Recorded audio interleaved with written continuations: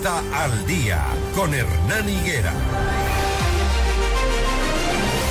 Hay algunos temas en la coyuntura política, 6:45 minutos. El presidente Daniel Noboa, que hoy se reúne con Marco Rubio, secretario de Estado de los Estados Unidos, también está simultáneamente preparando una nueva marcha para exigir paz y justicia. El mismo gobierno exige paz y justicia, seguridad. También el país le exige lo mismo, pero bueno, marchas y contramarchas. En fin, sería la segunda que haga el presidente de la República. Vamos a empezar con este tema preguntándole a César Febres Cordero, analista político. En 7 días el presidente volverá a las calles, quiere mostrar que tiene apoyo, ha dicho que es para exigir paz y justicia. ¿Cómo debemos analizar políticamente esto? César, buenos días, gracias por atendernos.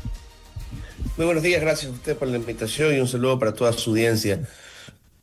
Este es un gobierno que, como cualquier otro, necesita un antagonista, que está perdiendo al cuco, que es el correísmo, porque aunque sigue siendo fuerte el correísmo, está enfrascado en peleas internas, su liderazgo está cometiendo error tras error. Veamos, por ejemplo, las reacciones de Rafael Correa y Luisa González ante las declaraciones de los alcaldes de Quito y de Guayaquil en la reunión que estuvieron junto al de Cuenca con las autoridades de gobierno en preparación a la visita de Marco Rubio, ¿no? Por ejemplo, el alcalde de Guayaquil, que ha dicho que es Rafael correísta, más que correísta, que su lealtad es personal y no al movimiento, que es más bien miembro de Reto y no de la RC, dijo que él no puede investigar ni juzgar a Maduro, y claro, se salvó de ser criticado por de alguna forma defender a un dictador que es considerado dictador por mucha gente, incluso dentro de la izquierda, que aparte está siendo ligado o acusado de tener conexiones con el narcotráfico. Pero la reacción del movimiento es dura, agresiva. Entonces el gobierno se viene buscando, ahí va una razón, un enemigo en la Corte. ¿Y por qué digo la Corte? Porque cuando el gobierno convoca a una marcha por la paz, ¿ya? Y ellos son, como usted bien dice, los responsables de la paz, y creo que Pedro Donoso también nos señala que el gobierno está exigiendo algo que es su responsabilidad dar, es porque va a querer apuntar hacia quienes obstruyen la posibilidad de ejecutar las medidas necesarias según el gobierno para darnos paz, ¿ya? Entonces eso creo que va apuntando hacia el nuevo antagonista, que es la Corte, pero debo advertir yo, para mí, ese antagonista no les va a durar mucho. Como es uno no tan conocido, que más bien se pierde en toda esta idea de la justicia corrupta, no les va a servir de tanto, no les va a durar por tanto tiempo. Lo otro, claro, la Corte es un obstáculo bastante real para ellos, en el objetivo que tienen típicamente los gobiernos ecuatorianos, no todos, pero la mayoría, de acumular poder institucional, de no tener oposición alguna dentro del país. Entonces, es una marcha dirigida hacia eso. Hay quienes señalan, bueno, también coincide con la fecha de unas marchas que van a hacer los sindicalistas, y ya en el pasado se ha dado esto de las marchas y contramarchas. Sí, pero generalmente hemos tenido más contramarchas contra alcaldes, contra líderes políticos más fuertes y contra los sindicatos, que hace mucho tiempo han perdido en relevancia. No digo que sean totalmente irrelevantes, pero ellos van haciendo marchas todo el tiempo y el gobierno no es que está respondiendo a cada una. Así que para mí está apuntando el gobierno más hacia el enemigo de ellos ahora, que es la Corte, que está, según ellos, obstaculizando sus esfuerzos por darnos paz y darnos justicia. Claro, y también el gobierno habla de unidad, que es la típica convocatoria melosa, sentimentalista que hacen los políticos, que para mí no tiene mucho sentido, porque si quisieran realmente construir unidad, harían más de lo que hicieron, por ejemplo, en esta reunión con los alcaldes de Quito, Guayaquil y Cuenca, se juntarían con los políticos que piensan diferente, reconocerían que hay instituciones que le dan la razón todo el tiempo, en vez de pararse en la calle y decir, convoco a todos a unirse conmigo, es decir, a darme la razón. Ahora, la marcha que hace el presidente, digamos, la que hizo en Quito y la que va a hacer ahora en Guayaquil, ¿tienen en realidad un respaldo popular, tomando en cuenta que en las encuestas se nota un bajón en la imagen del presidente, pero tienen en realidad un respaldo popular de lo que se ve? Bueno, El presidente de la República tiene todavía respaldo popular. Si bien vemos bajón en algunas encuestas, por lo menos yo en dos, sigue siendo un presidente dentro de lo que es la historia reciente del Ecuador y lo que estamos viendo en la región, un presidente todavía sólido. Ahora, estos mecanismos de proyección de poder y de movilización, la convocatoria de la calle, cada año pierden más fuerza porque la sociedad ya no funciona tanto así. No digo que no funcionen para nada, no digo que la tarima y la marcha ya no sirvan, pero ese modo de relacionarse con el político pierde fuerza porque la gente cada vez más depende de las redes sociales, la gente está cada vez menos comprometida con la vida política militante del pasado, en la que tú te reunías en una central y tenías contacto con la dirigencia, se movían las barriadas, esa política de bases, no es, digamos, algo que tenga la misma fuerza hoy que la que tenía hace 20 años. Y si algunos lo podían hacer con efectividad hace 10 años, eran los correístas y los socialcristianos, porque tenían acceso a la dirigencia de base de las barriadas de ciudades como Guayaquil.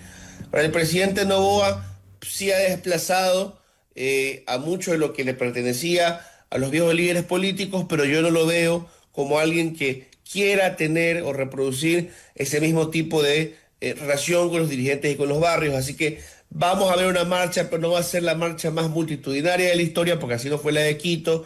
Vamos a ver a muchos funcionarios, porque es a la gente que realmente le puedes ordenar ir con facilidad cuando no tienes acceso al resto de la sociedad, o no tienes el mismo acceso que tienen otros políticos. Y claro, vas a acudir a esos funcionarios porque es lo que hacen casi que todos los políticos en el Ecuador. Está mal, pues no lo han inventado ellos. Uh-huh.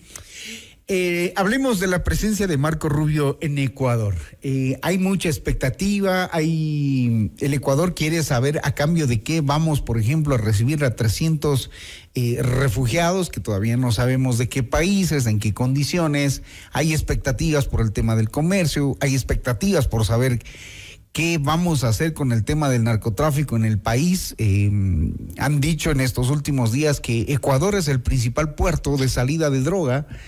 Y claro, ahí uno se pregunta, ¿y por qué no hemos atacado en los puertos? ¿Por qué no se han cerrado los puertos? Y nos van a tener que venir a decir que hay que hacer eso, tal vez. Claro, se nos ha dado anuncios, ha habido conatos de intervención militar y policial, y están pidiendo ya en un puerto en Guayaquil la declaración de emergencia. Las cosas, estoy de acuerdo, se mueven con lentitud y a veces es difícil explicar por qué. Sin entrar en conspiraciones, a lo mejor simplemente hay gobiernos que no tienen brazos ejecutores tan dispuestos a combatir a la mafia. Hay que ver hacia dentro de la fuerza pública, dentro de las autoridades de control.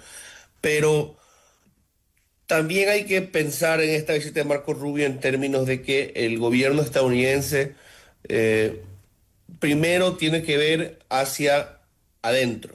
O sea, hay votantes en Estados Unidos que escucharon de parte de Trump que él combatiría a la mafia, que él detendría la invasión hacia los Estados Unidos. La invasión para el republicano es tanto la migración como la entrada de droga.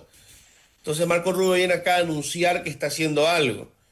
No significa que vaya a hacer algo. Marco Rubio está anunciando que va a hacer algo principalmente contra los carteles, que los mismos republicanos no les cuesta ligar a los carteles con la izquierda adentro y fuera de su país. Pero es un gobierno trumpista que también está dispuesto a negociar con el que sea, que intentó negociar con Maduro hace unos meses, que ahora parece que lo está presionando, pero la presión hasta este momento es desplegar una escuadra naval para lanzarle un misil a una panga. Entonces no estamos viendo la esperada intervención con los marines y los desembarcos. Entonces podemos esperar en parte un show que va a estar dirigido hacia el votante en Estados Unidos conservador, que tiene miedo a la migración y al tráfico, y hacia el votante latino que se ha vuelto más republicano, que quiere ver alguna acción dentro de Latinoamérica que no la vimos con Biden. Biden no le prestó mucha atención a la región. Ahora, en algo más concreto, a lo mejor busque avanzar en este acuerdo que ya nos adelantaba la canciller de la República, la canciller Sommerfeld, de que podríamos ser uno de estos terceros países que procese, ella decía refugiados, realmente sería asilados, ¿no? Asilados. Y gente que busca, y no asilados, gente que ha buscado asilo en Estados Unidos, que estamos hablando de millones de casos, 3,5 millones de casos represados, que lo busca voluntariamente o lo busca cuando lo agarran y lo quieren deportar. Y son migrantes económicos principalmente. Claro que la canción nos da algunos adelantos, ¿no? Que no sería como El Salvador, que cogeríamos gente sin antecedentes criminales, aunque en El Salvador hay mucha gente presa que no tiene antecedentes criminales, que sería gente que no se volvería una carga económica para el país y que no sería un riesgo para la salud porque no tendrían enfermedades. O sea, pasarían por ciertos exámenes. Muy bien, veamos si lo que recibiríamos de Estados Unidos en esta visita en compromiso se equipara a lo que le estaríamos ofreciendo. Y ya esa es una misión del gobierno nacional. Y claro, de ahí la expectativa. También hay que ver qué pasa con estos acuerdos firmados entre Estados Unidos y Ecuador para el intercambio de información, equipamiento, lucha contra el crimen organizado, que ya viene de años anteriores, ¿no? Y que se han olvidado de cumplirle al país. A ver si el presidente también exige el cumplimiento de la palabra y los compromisos, ¿no? Porque el Ecuador, en cuanto a lucha contra las drogas, digamos, ha hecho lo que ha podido y con lo que ha tenido.